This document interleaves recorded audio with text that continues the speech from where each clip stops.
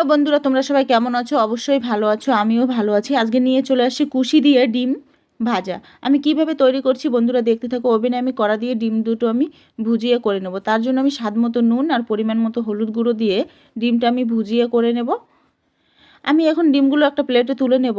আবারও সামান্য একটু তেল দিয়ে সেখানে 1 চামচ দিয়ে দেবো কালো জিরে, আর আমি কুশিগুলো যে কেটে রেখে দিয়েছিলাম সেগুলো আমি দিয়ে দেব।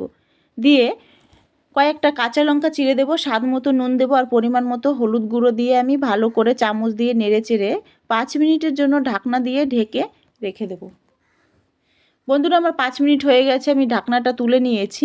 আমার কুশিগুলো অনেকটাই নরম হয়ে গেছে। এটা আমি নেড়ে চেড়ে 2 থেকে 3 মিনিট ভালো করে আমি ভেজে নিয়ে আমি যে ডিমগুলো ভুজিয়া করে রেখে দিয়েছিলাম সেগুলো আমি দিয়ে দেবো। দিয়ে আমি কুশির সঙ্গে ভালো করে মিশিয়ে নেব। বন্ধুরা, আমার ডিম কুশি ভুজিয়া তৈরি হয়ে গেছে। আমার এই রেসিপিটি যদি ভালো লাগে অবশ্যই সাবস্ক্রাইব করে দেবে। ধন্যবাদ।